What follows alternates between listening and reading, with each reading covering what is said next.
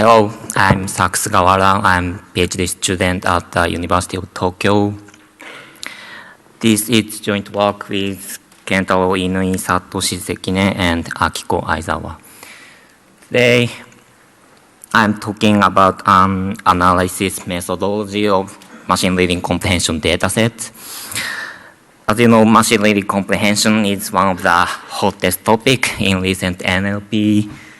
There are many datasets proposed so far, 2013, 15, 16, 17,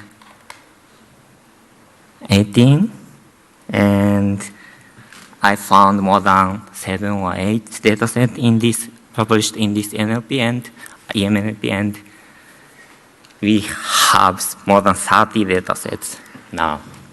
So, as you know, the machine learning comprehension task consists of context and question, and which is assumed to require a variety of skills, reading skills, for example, coefficient resolution, common sense reasoning, and so on. And a skill classification like this has been proposed by some researchers, including our previous study, please refer. And however, in this study, we would like to ask, do MLC datasets really require comprehension? So, in other words, what kind of comprehension is actually required in datasets? So, these questions are inspired by recent studies on natural language understanding tasks. Some researchers concurrently indicated that existing NLU datasets might contain some unintended biases. For example, SNLI and multi-NLI datasets may contain word patterns specific to certain inference classes, and likewise, story clause tests may contain stylistic features specific to coherent or incoherent story endings. And in addition, in the last year, Jia and Liang showed that MRC systems are easily fooled by manually injected adversarial sentences. So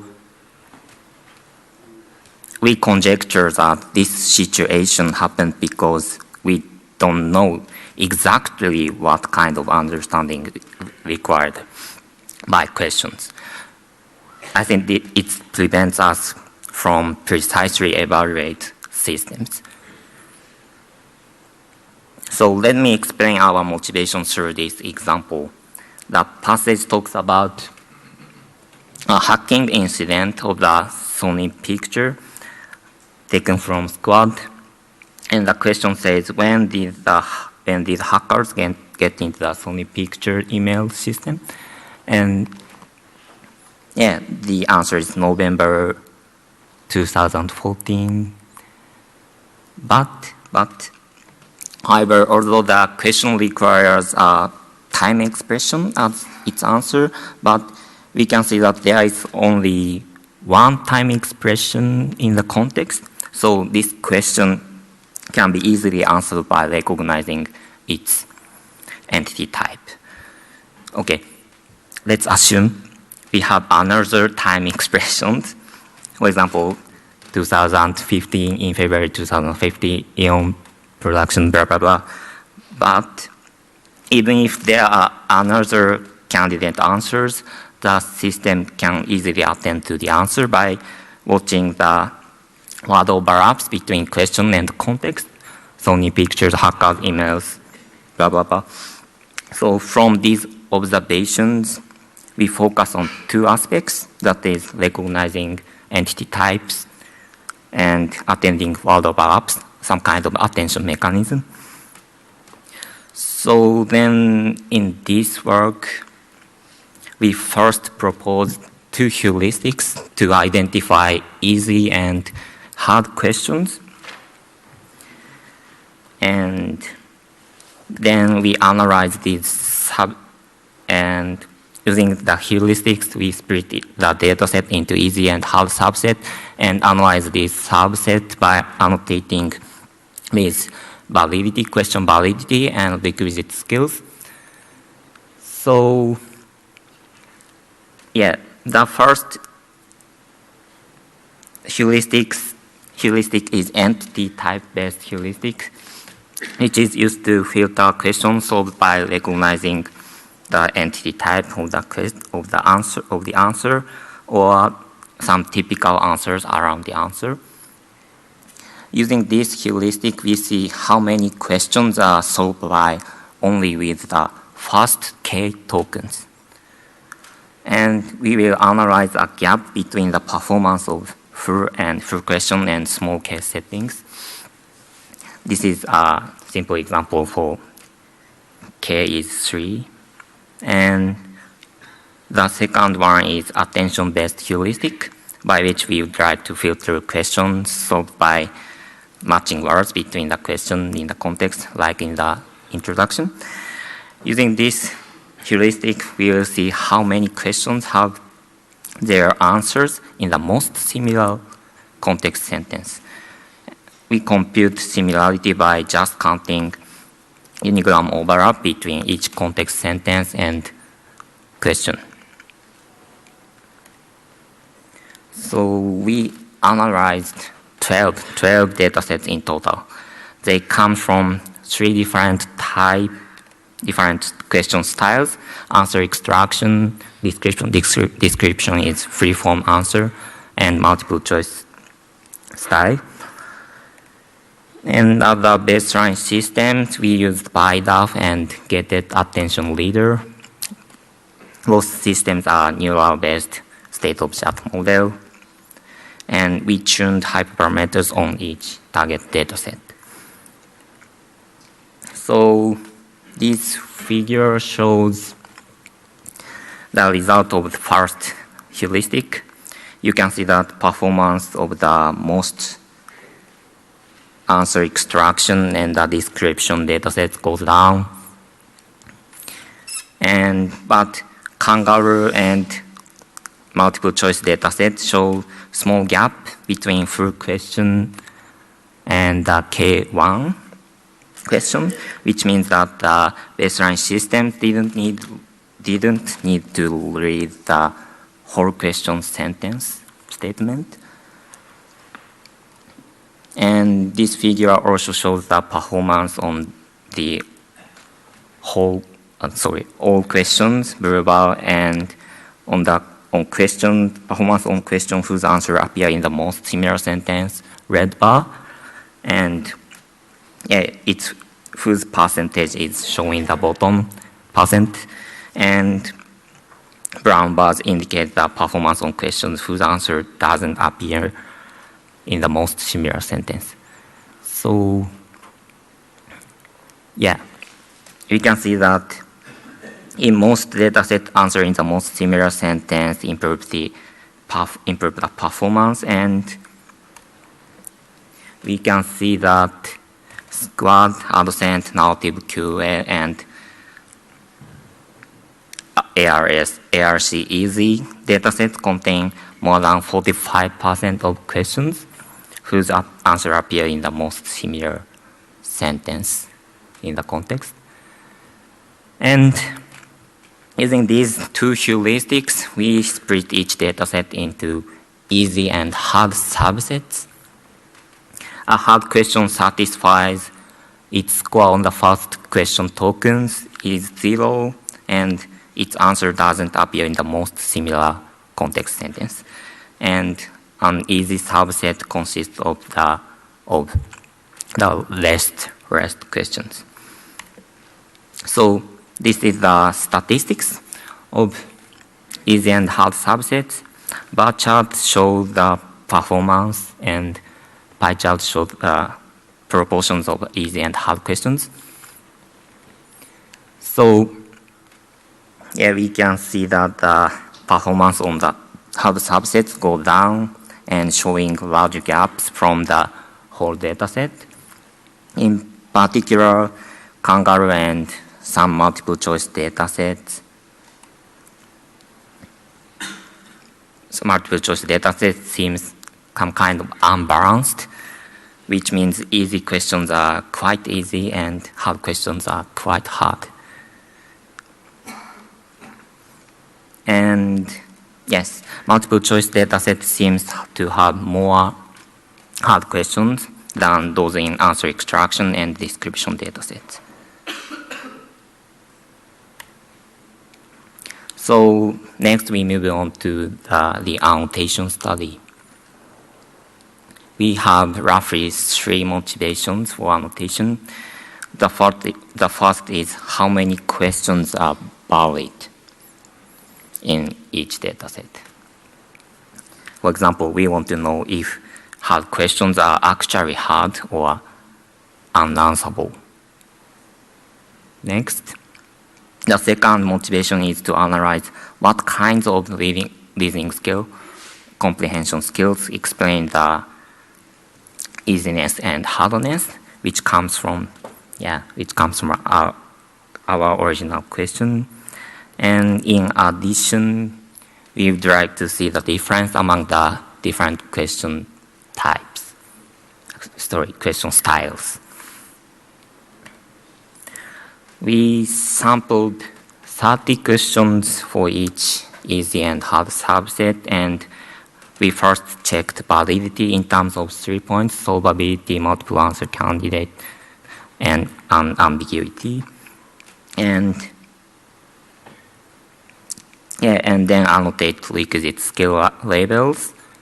In order to make our analysis comparable with existing study, we basically follow existing skill classification like Trischel and Lai.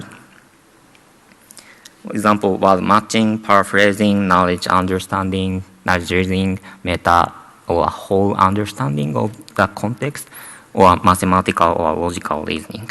And independent of those skills, we checked if the question require multiple sentence reasoning or not. So this figure shows the result of validity checking.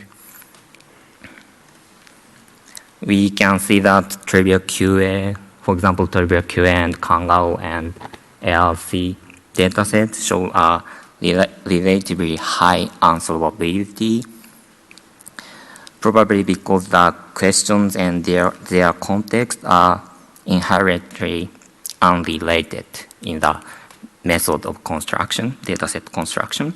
And the other multiple choice datasets show high validity, high answerability, in that they provide enough evidence to answer or have ambiguous questions. So this is the skill annotation results. We can see the difference between easy and hard subsets. For example, easy questions require word matching more than hard questions. In contrast, hard question requires knowledge reasoning more than easy questions. And as for the question style, multiple choice style requires more meta and math reasonings more than the other two styles. As for the multiple sentence reasoning compared to easy subset, hard subset require more multiple sentence reasoning in 10 datasets. So finally, we briefly mentioned other related work. Most recently, as you know, Kaushik and Lipton analyzed context and question aberrations on 5 MRC datasets and showed interesting results. I'm really looking forward to see. And regarding knowledge and reasoning, Bratko et al. In this year proposed detailed classification for ARC datasets, and please refer to our previous papers as well, in which we proposed a set of prerequisite skills for machine learning comprehension. So to summarize, we proposed 2 heuristics to split into easy and hard subsets, and showed that baseline performance for hard subset remarkably degrade, And our annotation shows that hard questions require knowledge reasoning and multiple sentence reasoning in comparison with easy subset. And multiple choice questions tend to require broader range of reasoning skills than answer extraction and description dataset. So finally, we would like to say, let's move on. Hard questions. You can try easy and hard subset on this page now. And I'm looking for next summer internship position. Thank you very much.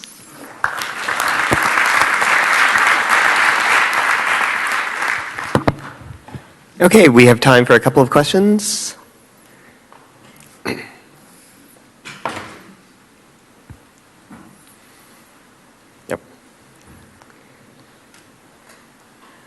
Okay, I have a question. So in the trivia community, there's a concept called pyramidality, and I'll try to phrase it in a computer sciencey way similar to your talk, where a question is good if the difficulty, as you go through the first K tokens, slowly decreases. So it gets easier and easier over the question, and I was wondering if this is comparable to that, if this is uncovering the same phenomenon, that you don't want a question that is that starts off really easy at the beginning, and you want a slow decline, and I wonder if this is similar. I think I'm not sure about it's really similar, but I think at least in this setting, in this experiment, we have to assure that the question must have multiple answer candidates. So multiple answer candidates at the last token of question, I think. Sorry, I'm not.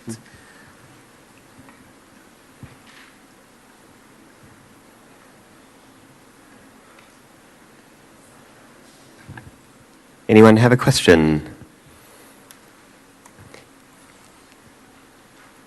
Okay, I have another question. So for the unanswerable questions, for example, on Trivia QA, these questions were written so that a human could answer them, and I was wondering if you could go into a little bit more detail about where something requires knowledge and where it's actually unanswerable. So like, where do you draw the line between those two?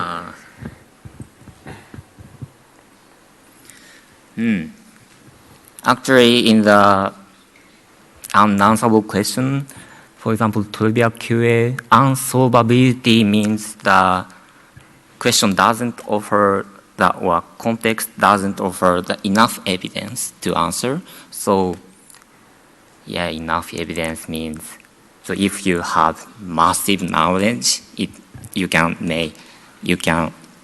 Right, so to be very concrete, let's say that you had a question like,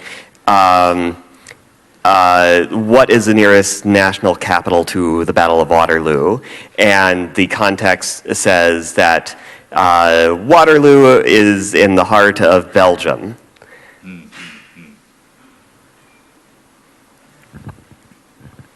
And so is that unanswerable, or is that requiring knowledge? Yeah, it's difficult to decide, but